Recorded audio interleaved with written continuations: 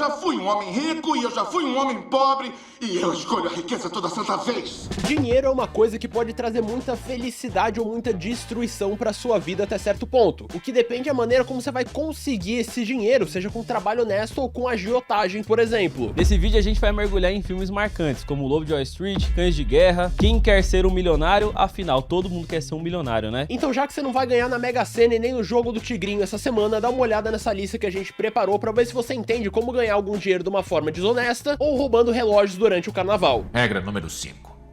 Não demonstre amor.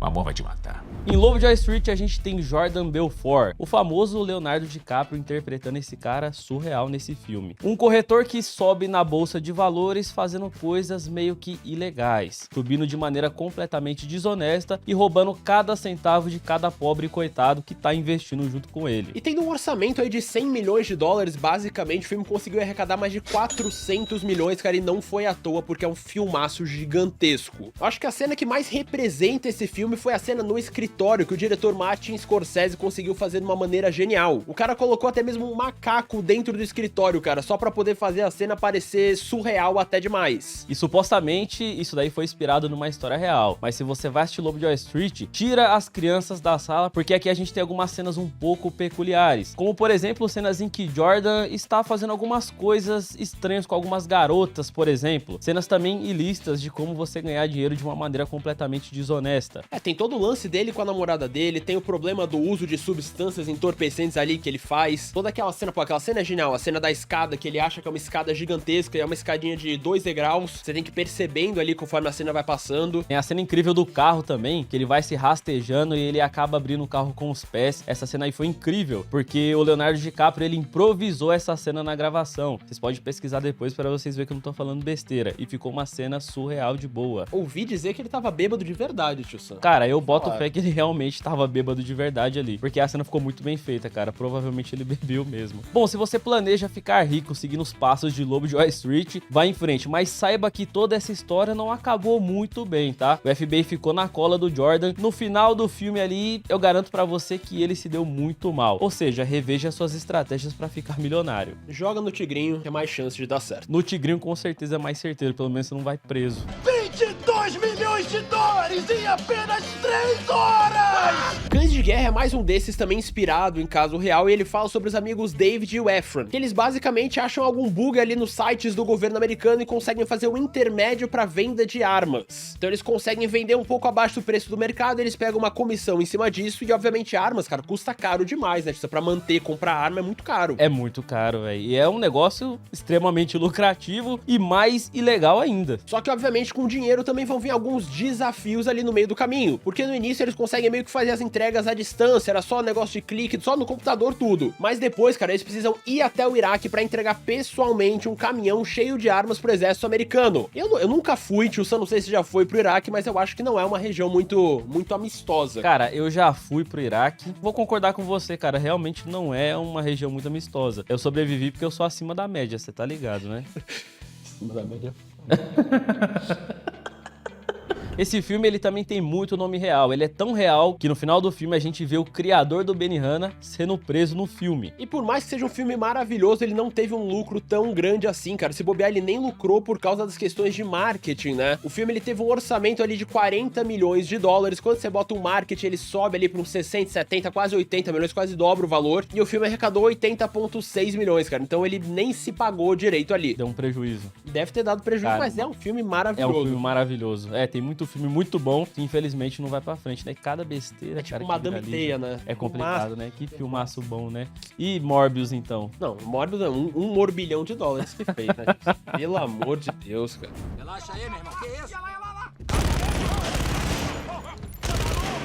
Que isso, gente? Tá indo pra onde? A gente não ia brincar? Cara, agora eu vou te falar uma maneira muito boa de você ficar milionário, baseado nas inspirações do filme No Pain No Gain, onde a gente tem algumas figuras importantes ali. A gente tem atores como Mark Wahlberg, Dwayne Johnson e Anthony Mackie. Que hoje em dia faz o Falcão na Marvel, né? A galera conhece faz mais o Falcão na Marvel, o The Rock, né? Pô, Rock. Só gente de peso nesse filme. Esse filme aqui é incrível. E nesse filme a gente tem ali um trio de fisiculturistas. Pô, os caras são bombados. Obviamente, eles usam alguns produtos ilícitos impostos pra ficar bombado, né? Coisa que todo mundo aí já sabe, ninguém é inocente. Só que eles descobrem uma maneira de ficar rico rápido, de ficar milionário. Eles basicamente são personal trainers de um cara que é muito rico e eles decidem dar um golpe nesse cara e roubar toda a riqueza desse cara. Cara, esse filme ele vai de 0 a 100 em pouquíssimos minutos, com cada loucura que vai aparecendo ao decorrer do filme. É cada coisa que você fala, caramba, que loucura é essa que esses caras estão fazendo nesse filme? O mais incrível é que esse filme é baseado em fatos reais, ele é inspirado em fatos reais. Então tem muitos acontecimentos ali do filme que, por mais bizarro que seja, aconteceu de verdade. Cara, a maior loucura pra mim desse filme é que, por ser um filme com o The Rock, eu achei que seria um filme leve, seria um filme divertido, seria um filme bacana, um filme The Rock padrãozão, uma coisa de ação talvez, um filme sobre ganhar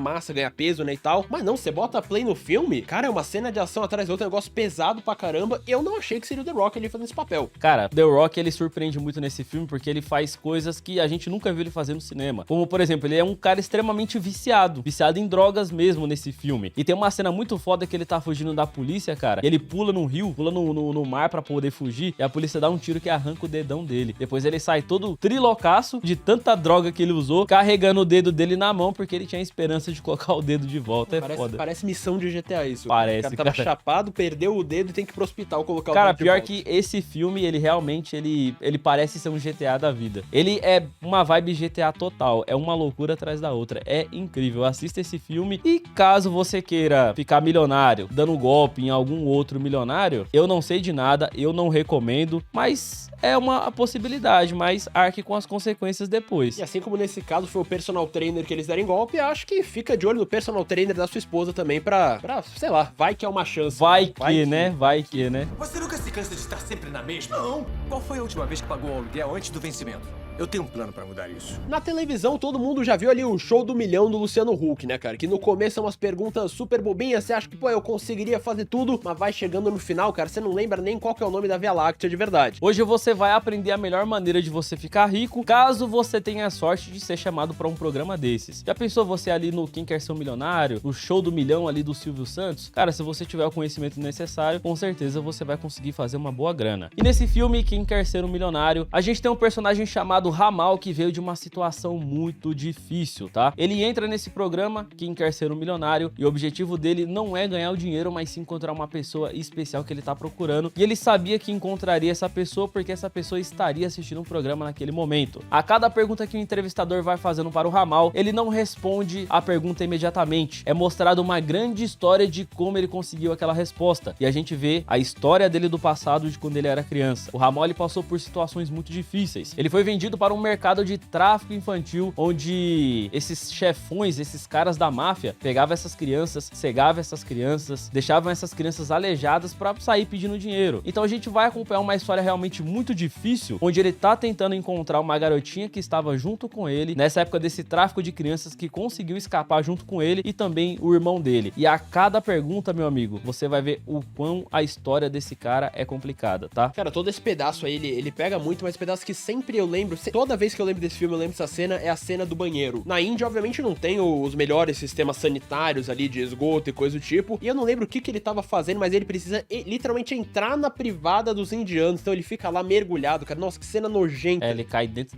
de um poço de merda, basicamente. É pior que esgoto. É bem pior, é bem pior. O final, cara, o final é incrível, porque o Ramal, ele já tava pra se tornar um milionário, porém ele não tinha a resposta da última pergunta. É então que eles cortam para os comerciais e o Ramal vai até o banheiro, e o entrevistador dá então a resposta certa pra ele, pra que ele se torne uma lenda. Mas a verdade é que essa resposta não era a resposta verdadeira. Porém, ele acreditava de verdade que era a resposta verdadeira, só que ele não estava a fim de ganhar o prêmio. É então que ele chuta uma resposta totalmente errada e acaba acertando sem querer, e ele se torna um milionário no final do filme. Cara, esse filme é incrível. O entrevistador deve ter ficado puto com ele, cara. Não, deu a resposta errada. Pra fazer o garoto errar, o garoto vai erra de propósito e acerta a resposta. Acerta a resposta, cara. E o que também ficou milionário nesse sentido foi o próprio filme, né? Porque ele teve um orçamento de só 15 milhões de dólares, que é um valor baixíssimo pra produção de um filme, é basicamente um filme amador, e ele conseguiu arrecadar quase ali 400 milhões, cara. Então se pagou muito fácil esse filme, conseguiu fazer um sucesso estrondoso, além de ter levado um bando de prêmio. Se você não ficou convencido com a nossa explicação aqui sobre esse filme, aqui vai uma informação que vai deixar o seu cabelo engordurado, arrepiado. Esse filme, ele foi ganhador de 8 estatuetas de Oscar. Ganhou 8 8 Oscars. Então só por aí você já sabe que esse filme é totalmente diferenciado. Como, por exemplo, o próprio de melhor diretor e também o prêmio da noite, né, do Oscar, que é o melhor filme do ano. Incrível, cara, incrível. Ou seja, caso você queira se tornar um milionário ganhando prêmios como o Show do Milhão, por exemplo, você precisa primeiramente estudar e você precisa também ter a vivência necessária para ter essas respostas.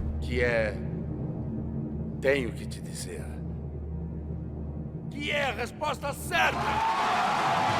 Imagina que você pudesse ganhar muito dinheiro batendo carteiras de várias pessoas. Pique aqueles batedores de carteira de Osasco. Você sabe do que eu tô falando. O centro de São Paulo, praia do Rio de Janeiro, tá lotado, né? Infelizmente, Brasil... Tá pau a pau, né? Tá pau a pau. Nesse filme a gente tem simplesmente Will Smith e Margot Robbie sendo ali praticamente um casal de ladrões que, pô, cara, várias estratégias cabulosas pra poder roubar tanto gente pobre quanto gente rica também. Eles começam fazendo os roubinhos pequenos pra introduzir a personagem da Margot Robbie nesse mundo de roubos, né, pra ela ser treinada nisso, e aí eles vão escalando a parada de uma maneira absurda. E mesmo que essa cena que eu vou falar agora seja mais pro início do filme, ela é a mais marcante de todas, cara. Ele vai num jogo de futebol americano, ele começa ali a trocar ideia com o chinês que tá lá, e os dois resolvem apostar. Começa com umas apostas bobinhas, valendo menos dinheiro, $1.000, $2.000, aí depois sobe pra $100 mil, $1 milhão, e aí que vem a cartada de mestre ali do personagem do Will Smith nessa história. As apostas começam com lances bobinhos e o Will Smith ele vai perdendo a cada aposta. Isso vai deixando o chinês engrandecido, né? É então que o Will Smith dá aquela cartada e ele aposta mais de $1 milhão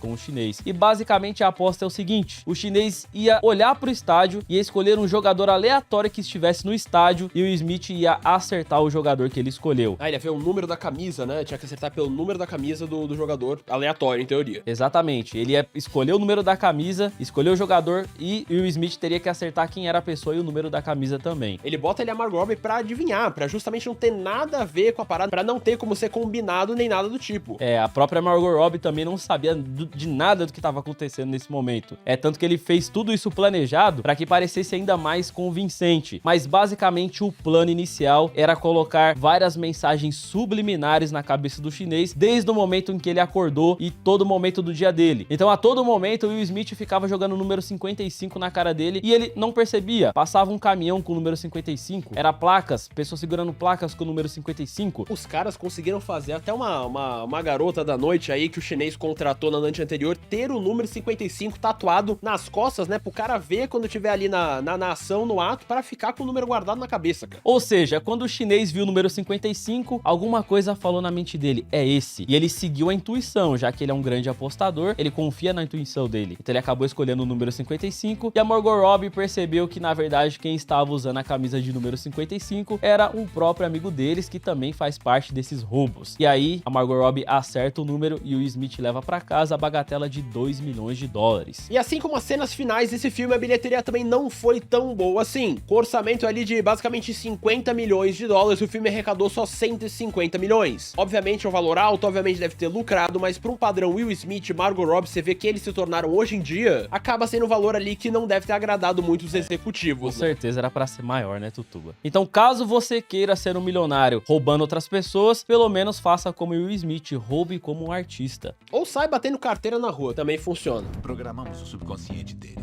No elevador, no saguão. Ele não percebe, mas ele vê. Uma cena que fez muita gente chorar e é frase de meme até hoje, cara, é o Smith andando na rua e falando: esse pequeno pedaço da minha vida se chama felicidade. Ele vem justamente do filme à procura da felicidade, onde o Smith tem o filho dele e ele quer conseguir se erguer na vida, justamente pra dar uma condição boa pro moleque. Finalmente, uma indicação aqui que não é ilegal, né? Pelo menos aqui você vai ter que estudar e trabalhar pra conseguir chegar onde Chris Gardner chegou na vida. No filme, basicamente, é ele procurando emprego, cara. É basicamente ele entrar no LinkedIn e sair procurando emprego, só que na vida real, né? IRL, que nem a galera fazia antigamente. E uma das cenas, eu acho que mais marcantes, pelo menos pra mim, a mais marcante do filme, é ele no banheiro do metrô, dormindo com o filho dele no banheiro do metrô, e o cara batendo na porta, querendo expulsar, ele chorando, sem saber o que fazer, o desespero de não ter dinheiro pra conseguir bancar o próprio filho, cara, pra dar uma vida decente. E até a própria esposa acabou abandonando ele por falta de dinheiro, né? Mas também o cara foi meio burro. Ele acabou fazendo investimento muito ruim em máquinas do tempo, né? Pra quem assistiu o filme entende exatamente do que eu tô falando. Mas não, na verdade são máquinas que tira ali basicamente um raio-x. Ele comprou várias máquinas dessa e depois ele percebeu que não servia pra porcaria nenhuma. Ninguém tava interessado em comprar aquelas máquinas. Então ele fica o filme inteiro tentando vender aquelas máquinas pra poder arrecadar uma grana, enquanto ele tenta buscar emprego. Mas tudo isso somado ao fato de que ele precisa viver na rua, ele precisa encontrar lugares que oferecem abrigo pra ele poder dormir, até porque ele está sozinho junto com o filho dele. Não, o cara às vezes não consegue nem ir até a entrevista de emprego. Ele tem a cena que ele tá indo pegar o ônibus, ele perde o ônibus, ele tem que sair correndo pela rua, de terno, aquela mochila dele suando, todo sujo de tinta. Ele tem que se virar pra correr atrás, fazer o corre dele, cara, pra tentar conseguir algum emprego na vida. Tem até uma cena, cara, que eu acho muito foda, que é quando ele é atropelado e perde o sapato. Ele simplesmente volta pra dentro da empresa sem o sapato. Mas ele sabia onde ele queria chegar, ele era um cara extremamente inteligente. A gente vê no filme que ele tem uma memória fotográfica, na cena em que um cara passa o número de telefone para ele por telefone e ele consegue lembrar o número e ele anota. Tem a cena do cubo mágico também, que ele tá resolvendo o cubo mágico. Então a galera da empresa viu que ele era um cara acima da média, era um cara extremamente esforçado. É dessa maneira que ele consegue o emprego dele. Eu acho muito foda o finalzinho do filme, porque esse filme ele também é baseado em fatos reais, por incrível que pareça. No finalzinho do filme é assim que ele vence na vida, que ele fala: pequena parte da minha vida, essa pequena parte se chama felicidade. Ele passa ao lado do verdadeiro Chris Gardner, o verdadeiro da vida real mesmo, que passa do lado dele. Eu não sabia disso. Que caraca, foda. Isso é foda. É Isso muito foda. Os dois se cruzam. Ele tá andando de mão dada com o filho. Com o filho, aí o cara passa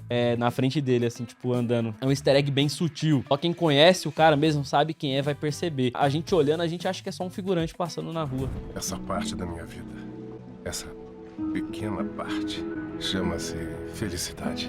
E a indústria da música também dá muito dinheiro até hoje, né, cara? A gente vê a Taylor Swift aí vendendo, batendo recorde pra caramba, o Michael Jackson, todo o império que ele construiu. Mas se tem um cara que tem o nome de dinheiro, o cara faz dinheiro pra caramba até hoje, fazendo band show, é o 50 Cent, né? Que ele tem uma história cabulosa, a história dele, né, cara? A história dele é pesadíssima. A história dele é realmente pesada e é uma história de vida real, né? A gente tem ali o 50 Cent criancinha, cara, que já começa a ir pra esse mundo das drogas, de tráfico, né? Começa a trabalhar vendendo droga, começa a crescer, mas ele ainda tem esse sonho de ser um cantor, ele tem um sonho de viver na música, mas a situação dele é muito precária, ele veio de uma situação muito difícil, então ele precisa engrenar nesse mundo das drogas pra poder sobreviver, pra conseguir fazer uma grana. E aí no Fique Rico e Morra Tentando, né, que é o nome do filme, ele vai com isso descobrindo o talento musical dele, sabendo que ele sabe fazer rap, sabendo que ele sabe criar um show ali maneiro que a galera vai curtir e vai desenvolvendo toda a história dele, desde a parte ruim até chegar no auge do 50 Cent. O 50 Cent, então, ele começa a crescer muito nessa parte de tráfico, ele começa a se tornar um dos caras mais conhecidos em meio a esse negócio de tráfico, e é claro que as pessoas que estão vivendo nesse meio, uma hora ou outra, alguma coisa vai dar ruim. Então que um cara vai atrás dele pra poder matar o 50 Cent. Essa é uma das partes mais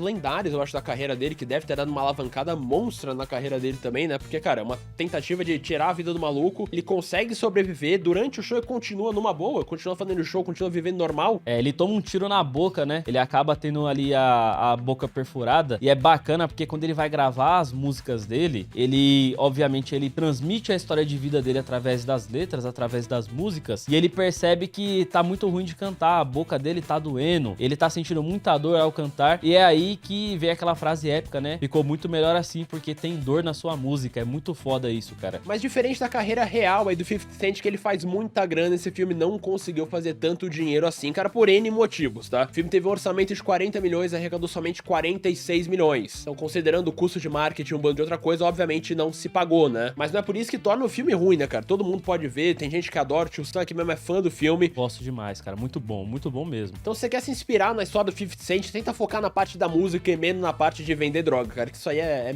meio paia. É meio paia. Mas dá grana. A grana dá, né? Mas dá cadeia também. Vou tentar.